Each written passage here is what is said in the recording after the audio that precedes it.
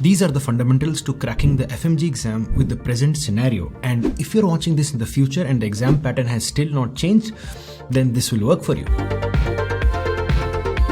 The first thing to realize is that this exam is not at all what it used to be. It's an evolving beast, which makes it highly unpredictable. Yes, there are going to be one-liners, no doubt about it, but looking at the recent exams, it is clear that they are also asking complex clinical scenarios similar to the level of difficulty asked in AIIMS and the NEET PG exam. And dare I say this, sometimes the questions are even harder. These days, FMG exam is no more a simple licensing exam. It's hard, and if you're not preparing for it accordingly, this will cause a lot of expectation mismatch, and unfortunately you will be shocked to see your poor scores. But the major advantage of MCA exam compared to other entrance exams is that there is no negative marking and there is no competition with your peers. You just have to get your qualifying score and be done with it. Fingers crossed, NBE keeps it that way. So although we have to prepare hard, in fact very hard, but we can actually be smart about it and get more done in less time. And for that, the first thing we need is a timetable. So let's make one.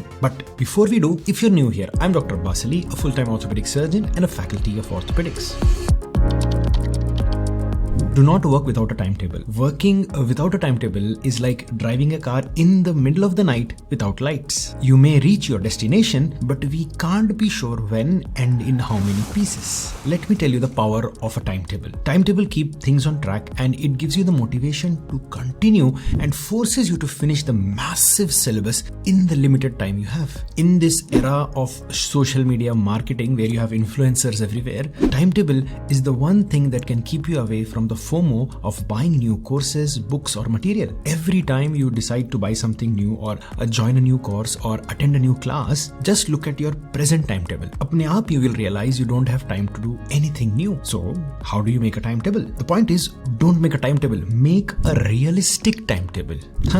What's the difference, you ask? See, a realistic timetable is the one that neither overestimates our own abilities nor underestimates the difficulty of a subject. Dekh bhai, whenever we talk about ourselves on a personal level, we tend to overestimate ourselves. Personally, overestimating our potential, our intelligence and our genius. That's human nature. We tend to call ourselves hum special hai, hum smart hai. We just need to focus a little.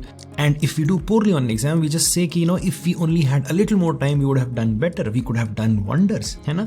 Don't we all think that about ourselves? Maybe some of you are actual geniuses, but most of us are not. Simple example. See, if we have not been studying or reading for a very long time, how do you think we can suddenly one day decide to make a plan where we are reading or studying 8 hours every day? Do you think it will work? Do you think it's realistic?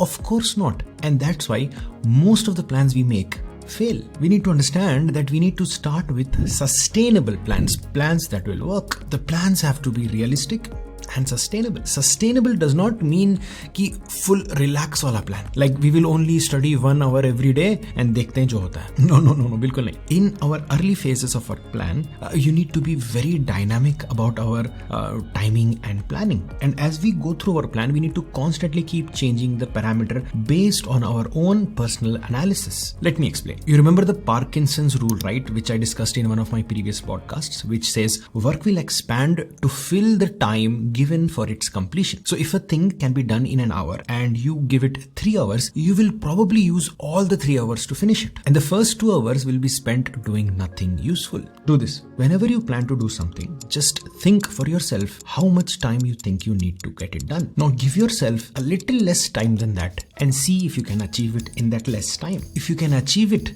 in time lesser than you expected or estimated, it means you could have actually done it faster. But if you can't, then maybe you need more time. By doing this exercise, you will get the real idea about yourself. For example, if you ask me, Abbas, how much time do you think you need to review a topic in orthopedics? I will say maximum of 1 hour because I am good at it. But if you ask me, how long do you think you need to read a topic from, say, a biochemistry? I might say maybe a month or even a year because मुझसे नहीं होने वाला. The point is, I know myself very well. I know कि मेरी क्या औकात है, मुझे क्या आता है, क्या नहीं आता है. Can I do this in a few hours or do I need more time? And this self-discovery is sometimes shocking, but it's a necessary exercise to make realistic plans. Great. Now I know how to make a timetable that is realistic and sustainable. So how long do you think I need to finish the complete syllabus? 6 months, 8 months, 3 months, 1 year, 2 years?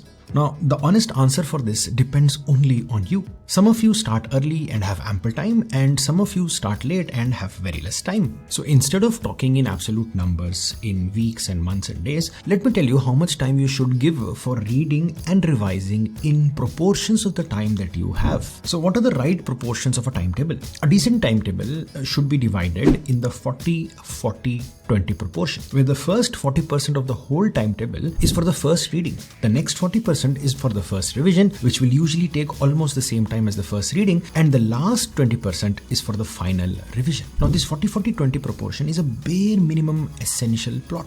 If you have more time, you can get in more revisions if you want, like third revision and fourth revision. But if you don't have time, this 40-40-20 is the bare minimum time that you need to allot for the complete course. So for example, if you have 100 days, give 40 days for the first reading, the next 40 days for the first revision, and the last 20 days before the exam for the final revision, which is very, very handy for the exam. Now the first 40% of the time that you dedicate to studying is critical. Everything after that will depend on this first reading. This should be done very swiftly and done from a very reliable source, because you will not be able to change your source later. I'm sure all sources are good. There are many offline and online platforms, but if you prefer online platforms, make sure you try the FMG version of Marrow, because it focuses on the content essential for the FMG exam. Now the question is, how do you utilize the first 40% time properly? What subjects do you read first? Let me tell you यार, जितना exam unpredictable है ना, उससे ज़्यादा इसके examiners unpredictable है. One weird trend I have noticed about MCI exam is that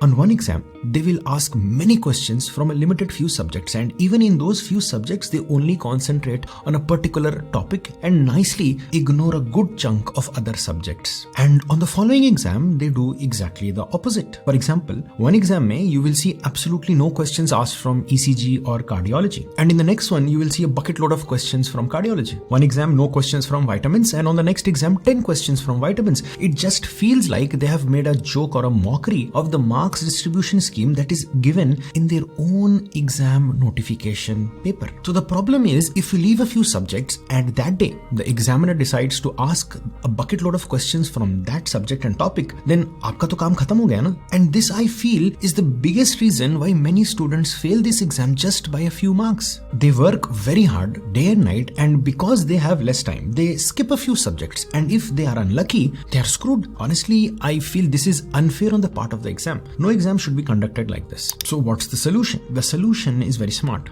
You must do all the subjects, but not all the topics. So पहले हर subject का only high yield topics कर लो. अगर time मिले तो फिर और करना. But if you don't have time, at least this will make sure and certain that you have a high chance of passing the exam, because whatever you know is very high yielding on the exam. And this is a unique advantage of the MCI exam, because even if you finish everything and get the highest and top score on the exam, the only outcome at the end of the day is whether you will pass or fail, which is not the case for NEET PG or AIIMS exam, which is a competitive exam. So my advice is, पहले essentials कर लो, passing पक्का करो, उसके बाद top करना है, ठीक है ना? So where do you find these essential things to study?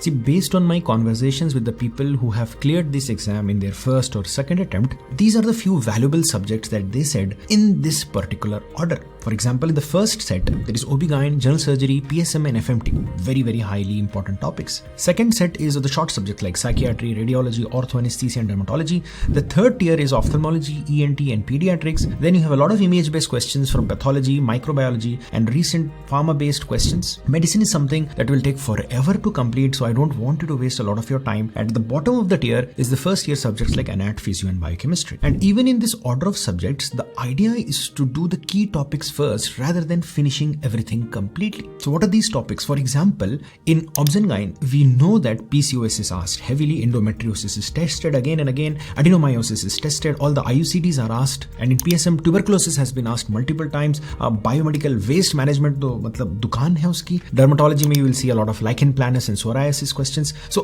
these are the essential topics that you should do from these subjects. पक्का. The point is, यहाँ topics की चोरी नहीं करना है. You have to be sincere in the important topics that you do. There is no compromise here, because we are only doing the key areas first. There is no point in taking any kind of risks or shortcuts. So whatever these topics are, essentials ware, do not do this from any short course like revision videos.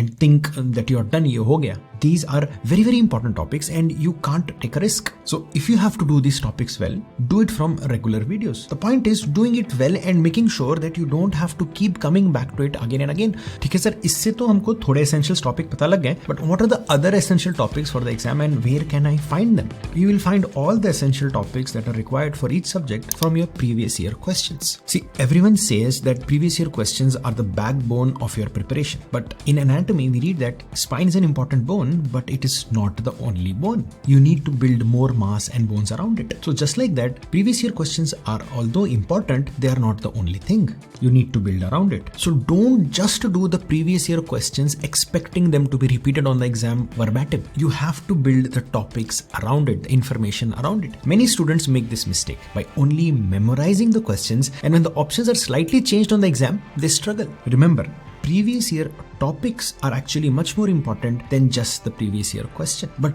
previous year questions will actually help you identify those topics. These are the essential topics from the subjects you are preparing. So for example, say if you are preparing SPM or PSM, read all the topics related to the previous year questions on the last 3 year exams. Once they are done, move to the next subject. Don't do anything more in PSM. PSM is done for now. Move on to the next subject. Now in the next subject, again take the last 3 year questions and do the topics around them. Your second subject is also done. Now if you could manage to finish all the subjects doing this, then you can add more information by going to another 2 years of previous year questions. ऐसे करके 5 years के previous year questions and topics कर लेना. And doing the last 3 and if possible plus 2 years of previous year questions and topics is something everyone should do. Even if you have attended the regular courses and you have finished your whole course, you should do this. Everyone who is appearing for this exam should do this. Because for someone who has done the whole course or a regular course, you must have massive amounts of notes prepared. And now you have to sit down and revise things that actually matter. And what matters is the previous year questions and topics. Because honestly, you will not have enough time to read through all the voluminous